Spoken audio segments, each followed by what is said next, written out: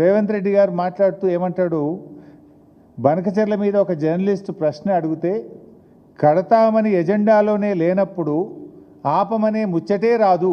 This is the exact word told by Revanth Reddy. కడతామని ఎజెండాలోనే లేనప్పుడు ఆపమనే ముచ్చటే రాదు అని రేవంత్ రెడ్డి అన్నాడు కదా, మీరే సాక్ష్యం కదా. So I will show the agenda, official agenda ఒకసారి చూపి బాబు. దిస్ ఇస్ ద ఎజెండా, ఢిల్లీలో కేంద్ర ప్రభుత్వం జరిపిన మీటింగ్ యొక్క ఎజెండా ఇది. ఎజెండాలో ఫస్ట్ పాయింటే, agenda point submitted by Andhra Pradesh, point number 1, Godavari Banakacherla link project. ఎజెండాలో మొట్టమొదటి అంశమే గోదావరి బనకచెర్ల ప్రాజెక్టు. ఇది అఫీషియల్ ఎజెండా, ఇంత స్పష్టంగా ఉన్నది. సో రేవంత్ రెడ్డిని ప్రెస్ మీట్లు ఏమంటాడు, కడతామని ఎజెండాలోనే లేనప్పుడు ఆపమనే ముచ్చటే రాదన్నాడు. మరి ఇది ఎజెండా కాదా? ఇది ఇంకా మంచి సాక్ష్యం చూపిస్తా. పాపం ఆయన కడుపు సల్లగుండా ఆంధ్రప్రదేశ్ మంత్రి నిమ్మల గారు ఉన్న విషయాన్ని బయటపెట్టారు. ఒకసారి ఆ వీడియో కూడా చూద్దాం. వాస్తవానికి ఆంధ్రప్రదేశ్ మంత్రి గారు ముందు మాట్లాడిండ్రు, రేవంత్ రెడ్డి గారు తర్వాత మాట్లాడిండు.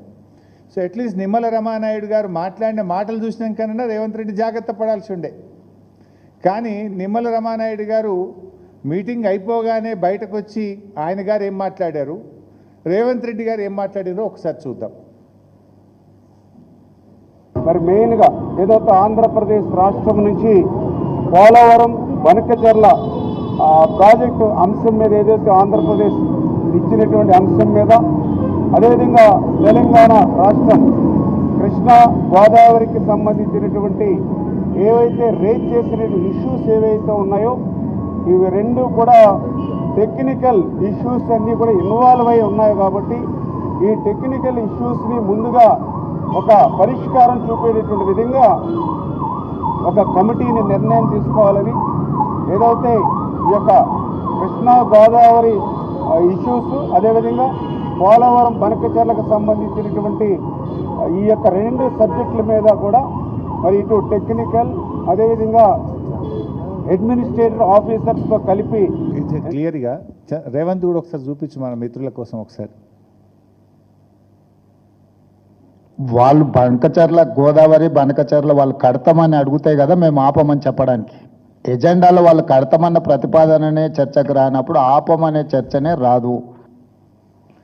సో ఎంత అంటే నిస్సిగ్గుగా, ఎంత చిచోర్ అంటే ఒక సీఎం ఇట్లా మాట్లాడొచ్చా? ఎజెండాలో చూస్తే ఫస్ట్ పాయింటే గోదావరి బనకచెర్ల.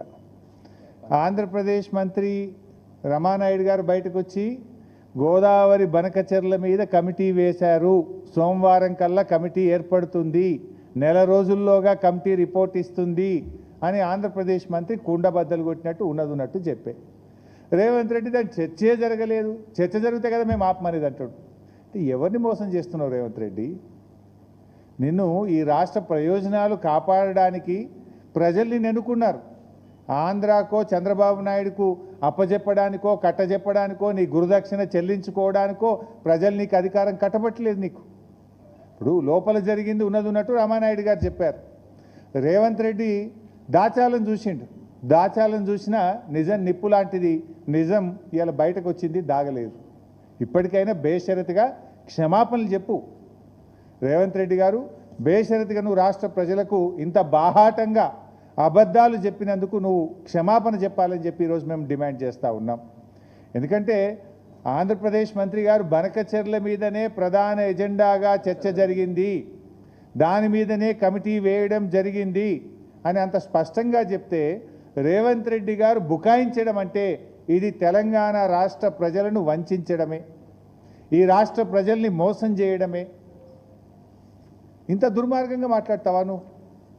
మరి ఆ పక్కనున్న రేవంత్ రెడ్డి అంటే తెలంగాణ ద్రోహి, చంద్రబాబు నాయుడు గురుదక్షిణ చెల్లించుకుంటాడు. ఆ పక్కనున్న ఉత్తమ్ కుమార్ రెడ్డి కన్నా సోయి ఉండాలి కదా.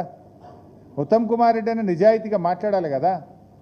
ఇలా రాష్ట్రంలో నడుస్తున్నది కాంగ్రెస్ పాలన కాదు, ఇవాళ బీజేపీ టీడీపీలో రిమోట్ పాలన నడుస్తూ ఉంది.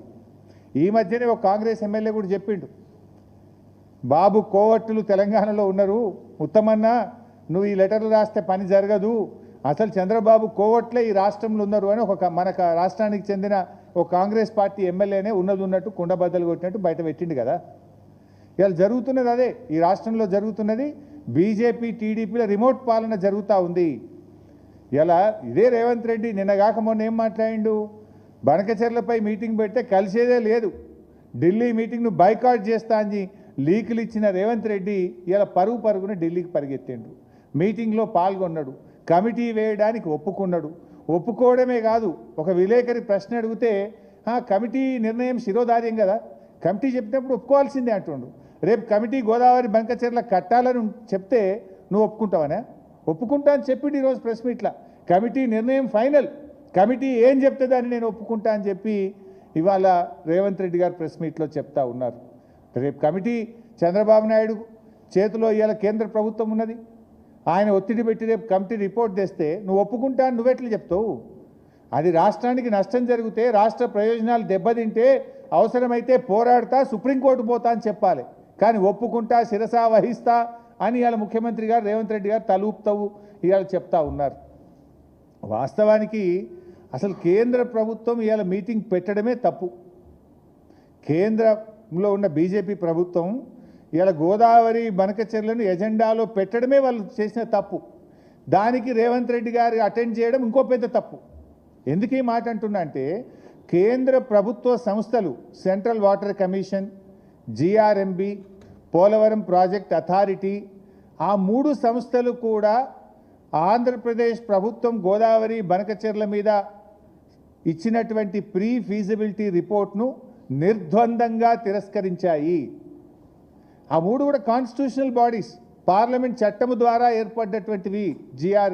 జిఆర్ఎంబి కానీ పీపీఏ కానీ. CWC is the authority of our country. 3 సంస్థలు కూడా అసలు దీనికి అనుమతి ఇచ్చే ప్రశ్నే లేదు అని చెప్పాయి. అదే కాకుండా 4వ సంస్థ ఎన్విరాన్మెంట్ డిపార్ట్మెంట్, కేంద్ర అటవీ పర్యావరణ శాఖ కూడా దీనికి టీఓఆర్ కూడా ఇవ్వకుండా తిరస్కరించింది. సో 4 కేంద్ర ప్రభుత్వ సంస్థలు తిరస్కరించిన తర్వాత ముందు అసలు వాటిని చూసుకోవాలి కేంద్ర ప్రభుత్వం. దాని మీద మీటింగ్ ఎట్లా పెడతారు ఎజెండాలా?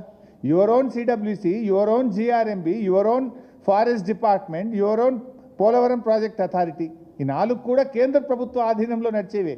ఈ 4 సంస్థలు ఆంధ్రప్రదేశ్ ఇచ్చిన డిపిఆర్ను తిరస్కరించినాక మళ్ళీ దాని మీద చర్చ ఎక్కడిది, మీటింగ్ ఎక్కడిది? అసలు మీటింగ్ పెట్టడమే పెద్ద తప్పు. ఇవాళ రేవంత్ రెడ్డి పోయి ఆ మీటింగ్లో కమిటీ అయ్యింది, కమిటీ ఎట్లా చెప్తా గట్ల చెప్తా అని వింటా అని తలుపు రచ్చుడైంది. అసలు నాకు అర్థం కాదు. కమిటీ వేసే ప్రశ్న ఎక్కడిది? అసలు కాన్స్టిట్యూషనల్ బాడీసే ఈ ప్రాజెక్టు కట్టడానికి వీల్లేదు, 7 రాష్ట్రాలతో మాట్లాడవలసి ఉంటుంది, పోలవరం ప్రాజెక్టు అనుమతులన్నీ తిరిగి తీసుకోవాల్సిన ఏర్పాటు ఉంటుంది, దీంట్లో తెలంగాణ రాష్ట్ర ప్రభుత్వం యొక్క కాన్సెంట్ కావాలి, రాష్ట్ర విభజన చట్టం ప్రకారంగా జిఆర్ఎంబి అపెక్స్ కౌన్సిల్ అనుమతి కావాలి. ఇవన్నీ లేకుండా అసలు ఇది జరిగే ప్రశ్నే లేదని విసిరి కొట్టారు, రిటర్న్ కొట్టిండ్రు వాళ్ళు. దాని మీద మళ్ళీ మీటింగ్ ఏంది? ఆ మీటింగ్కు రేవంత్ రెడ్డి బొవుడేంది? కమిటీ వేసుడేంది? కమిటీ చెప్పినట్టు వింటా అని నా తల ఊపి సంతకం పెట్టొచ్చుడు ఏంది రేవంత్ రెడ్డి? ఎట్లా సంతకం పెడతావు నువ్వు? కమిటీ చెప్పినట్టు వింటా అని రేవంత్ రెడ్డి సంతకం ఎట్లా పెడతాడు అని నేను అడుగుతా ఉన్నా. ఇది రాష్ట్రానికి చేసేటువంటి తీరని ద్రోహం. తెలంగాణ పాలిట ఇవాళ రేవంత్ రెడ్డి మరణ శాసనం రాసే ప్రయత్నం చేసిండు. నువ్వు ఇష్టం వచ్చినట్లు చేస్తే బీఆర్ఎస్ పార్టీ చూస్తూ ఊరుకోదు. 14 ఏళ్ళు పోరాడి తెలంగాణ సాధించిన పార్టీ ఇవాళ చావు నోట్లో తలబెట్టి కేసీఆర్ గారు తెలంగాణ సాధించారు. అందువల్ల కేసీఆర్ గారు ఉన్నంతకాలం, బీఆర్ఎస్ పార్టీ ఉన్నంతకాలం తెలంగాణకు అన్యాయం జరిగితే మేము సహించముగాక సహించము. ఇవాళ కేంద్రం మీటింగ్ ఎజెండాలో పోలవరం బనకచెర్ల పెట్టడమే పెద్ద తప్పు. ఇవాళ బీజేపీ ఇటు కాంగ్రెస్ ఇద్దరు కలిసి ఇవాళ తెలంగాణకు ద్రోహం చేసే ప్రయత్నం చేస్తూ ఉన్నారు. అసలు అడగాల్సింది అపెక్స్ కౌన్సిల్ మీటింగ్, అది మినిట్స్ ఉంటుంది, that is the official meeting. కానీ అపెక్స్ కౌన్సిల్ మీటింగ్ డిమాండ్ చేయకుండా ఏదో ఒక of the record internal meeting పెట్టగానే దానికి రేవంత్ రెడ్డి ఎందుకు అంత పరుగున పోయిండు? పొద్దుగాల బోనన్నోడు పొద్దుకి ఎందుకు పోయిండు? అంటే బీజేపీ ఒత్తిడి పనిచేసిందా, బాబు ఒత్తిడి పనిచేసిందా, ఏ ఒత్తిడి మీద మరి పొద్దుగాల బోనన్నోడు పొద్దుకి పోయిండో ఇలా రాష్ట్ర ప్రజలకు చెప్పాల్సినటువంటి అవసరం ఉంది. బాయ్కాట్ అని చెప్పి ఇవాళ బీజేపీ బాబులతో ఈ బాయి రాజకీయాలకు ఎందుకు జరుగుతున్నాయో దానికి రేవంత్ రెడ్డి గారు సమాధానం చెప్పాలి. పొద్దుగాల బాయ్కాట్ అన్నావు, తెల్లారి వరకు బాయి అంటున్నావు బాబుతోని బీజేపీతోని. ఈ బాయి రాజకీయాల వెనుక ఉన్న సీక్రెట్ ఏంది, ఆ చీకటి ఒప్పందం ఏందో రాష్ట్ర ప్రజలకు చెప్పాలని చెప్పి నేను ఈరోజు డిమాండ్ చేస్తూ ఉన్నా. ఇలా పరిస్థితి ఏంటంటే తెలంగాణకు సాగునీటి రంగంలో తీరని ద్రోహం చేసిన అధికారులను మీ అందరికీ తెలిసి ఇప్పటికి కూడా చాలాసార్లు చెప్పాను. ఆయన తెచ్చి రాష్ట్ర ప్రభుత్వ సలహాదారులు పెట్టుకోవడం ఏంది. ఇలా పాలమూరు ఎత్తిపోతల పథకానికి అడుగడుగున అడ్డుపడ్డ వ్యక్తి, ఇలా రాయలసీమ లిఫ్ట్ ఇరిగేషన్ అక్రమంగా నిర్మించడానికి తప్పుడు అఫిడవిట్లు ఇచ్చి కోర్టులను తప్పుదో పట్టించినటువంటి వ్యక్తిని తెచ్చి రాష్ట్ర ప్రభుత్వ సలహాదారుడుగా పెట్టుకుంటాడు. ఇలా పేరుకేమో రేవంత్ పాలన, కానీ పదవులు డిసైడ్ చేసేది మాత్రం ఇవాళ చంద్రబాబు గారే. అంటే ఇలా ఇదొక్క విషయంలో కాదు, అనేక సందర్భాల్లో బాబు గారు చెప్పుడు, రేవంత్ గారు అపాయింట్మెంట్లు ఇచ్చుడు. ఇప్పటికీ తెలంగాణ ద్రోహులకు, ఆంధ్ర వారికి ఇవాళ తెలంగాణలో బాబు గారు చెప్పుడు, రేవంత్ రెడ్డి గారు పదవులు ఇచ్చుడు జరుగుతూ ఉంది.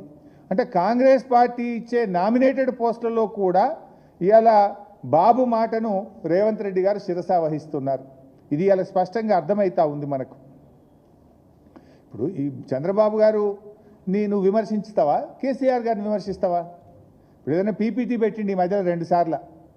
ఆ పీపీటీలో ఏ రకంగా ఆంధ్రప్రదేశ్ తెలంగాణకు అన్యాయం చేస్తుంది, ఏ రకంగా చంద్రబాబు నాయుడు తెలంగాణ నీటి హక్కులను కొల్లగొడుతున్నాడో చూపించాలి. కానీ ఈయన ఎంతసేపు పేగులు దిగదాకా కొట్లాడి తెలంగాణను సాధించిన కేసీఆర్ మీదనే విమర్శించే ప్రయత్నం చేస్తాడు. అవాస్తవాలను అబద్ధాలను చెప్పే ప్రయత్నం చేస్తాడు. నీ పోరాటం ఎవరి మీద? తెలంగాణకు అన్యాయం చేస్తున్న ఆంధ్రప్రదేశ్ మీదనా, తెలంగాణ సాధించిన కేసీఆర్ మీదనా? నువ్వు పోరాడతలేవు, నీ అక్కసు నువ్వు కక్కుతా ఉన్నావు. నువ్వు కేసీఆర్ గారి మీద ఉన్న అక్కసును కక్కే ప్రయత్నం చేస్తున్నావు తప్ప నిజాయితీగా తెలంగాణ నీటి ప్రయోజనాలు కాపాడడం కోసం నువ్వు ప్రయత్నం చేస్తలేదు. ఆంధ్రప్రదేశ్లోనేమో కూటమి పాలన నడుస్తూ ఉంది. తెలంగాణలో చూస్తే రేవంత్ ప్లస్ కూటమి యొక్క విషపాలన నడుస్తూ ఉంది ఇలా తెలంగాణలో. స్పష్టంగా అర్థమవుతూ ఉంది మనకు ఎవరి ఎజెండా అమలు అవుతుంది. ఇలా ఎవరి ఎజెండా కోసం నువ్వు ఢిల్లీకి పోయినావు, నువ్వు ఇవాళ ఆయన చెప్తుండు మేము చాలా 4 సాధించిన అంటుండి. ఇలా నువ్వు సాధించింది ఏంది? గోదావరి బంకచెర్ల కమిటీ వేయింది, నెల లోపల కమిటీ రిపోర్ట్ ఇస్తుంది, కమిటీ రిపోర్ట్ శిరసా వహిస్తా అని చెప్పి తలూపి సంతకం పెట్టి వచ్చినావు. నువ్వు చేసింది ఏమున్నది? టెలిమెట్రీ అంట. టెలిమెట్రీ కొత్తగా పెట్టేది. ఆల్రెడీ బీఆర్ఎస్ ఉన్నప్పుడే పోతిరెడ్డిపాడు ప్రాజెక్టు వరకు టెలిమెట్రీ పెట్టారు. పోతిరెడ్డిపాడు ప్రాజెక్టు తర్వాత బనకచెర్ల వరకు కూడా, బనకచెర్ల దగ్గర ఉండే 4 క్రాసింగ్లో కూడా టెలిమెట్రీ పెట్టాలని అప్పటికే బీఆర్ఎస్ ప్రభుత్వం ఫైట్ చేసింది. అనేక మీటింగుల్లో బీఆర్ఎస్ మాట్లాడింది. It's a continuous process, not a new thing. Telemetry already సగానికి పైగా ఇన్స్టాల్ అయ్యి ఉన్నాయి. రెండవది కేఆర్ఎంబి విజయవాడకు, హైదరాబాద్లో ఉన్న ఆఫీస్ విజయవాడ పంపించినావు, అంతే కదా. అది విజయం అంటాడు. అది ఆల్రెడీ మన పార్లమెంట్లో బిల్లులోనే ఉంది, ఏపీ రీఆర్గనైజేషన్ యాక్ట్ బిల్లులోనే ఉంది. అలా కొత్తగా హైదరాబాద్లో ఉన్న ఆఫీస్ విజయవాడకు తీసుకపోతే ఇది నేను విజయం సాధించిన అంటాడు రేవంత్ రెడ్డి గారు. ఈ వెనకటి మీరు చూసిండ్రు ఏది, కృష్ణా నది మీద ఉన్న ప్రాజెక్టులన్నీ కేఆర్ఎంబికి అప్పచెప్తూ కూడా నిర్ణయం తీసుకున్నాడు రేవంత్ రెడ్డి గారు. రాష్ట్రం ఏర్పడ్డ తొలినాళ్లలోనే కృష్ణా నది మీద ఉన్న అన్ని ప్రాజెక్టులను కేఆర్ఎంబికి అప్పచెప్తూ నిర్ణయం తీసుకుంటే కేసీఆర్ గారు బయటకు వచ్చి గర్జించి 10 ఏళ్ళు నేను కాపాడినా నువ్వు ఎట్లా ఇస్తావు, కృష్ణా నదిలో నీటి వాటాల పంపకం తేలేదాకా, ట్రిబ్యునల్ అవార్డు వచ్చేదాకా ప్రాజెక్టులు మేము ఇయ్యమని చెప్పి బీఆర్ఎస్ పార్టీ ప్రాజెక్టులను ఇవ్వకుండా 10 ఏళ్ళు మన యాజమాయిషిలో ఉంచుకుంది. వీళ్ళు రాగానే పోయిన వాళ్ళ సంతకం పెట్టినరు, నెల లోపల అన్ని ప్రాజెక్టులు అప్పచెప్తామని వచ్చిండ్రు. అరే అట్లెట్లా అప్పచెప్తామని బీఆర్ఎస్ పోరాడితే, కేసీఆర్ గర్జిస్తే అప్పుడు అసెంబ్లీలో తీర్మానం చేసి లేదా చూసి అది ఉత్తుతగా చేసినాం, ఆ తప్పు మేము వాపస్ తీసుకుంటాం, మేము ఇయ్యమన్నావు. ఆనాడు ప్రాజెక్టులు అప్పచెప్పేసినావు. ఇంతకుమించి నువ్వు చేసింది ఏంది? రేవంత్ రెడ్డి గారు మాట్లాడుతూ ఏదో పెద్దగా మేము సాధించినాం, 20 నెలలు అయింది నువ్వు వచ్చి, 20 నెలలు నువ్వు సాధించింది ఏమన్నా ఉంటే పెద్దవాగ్ కూలిపోయింది, ఎస్ఎల్బీసీ కుప్పగూలిపోయింది, వట్టెం పంప్ హౌస్ మునిగిపోయింది, ఆ జూరాల గేట్లు పడిపోయినాయి. యానను ఒక చెరువు కడితేవా, ఒక చెక్ డ్యామ్ కడితేవా, 1 ఎకరానికి నీళ్ళు ఇస్తేవా, ఏంది నువ్వు చేసింది? ఇంకా ఉల్టా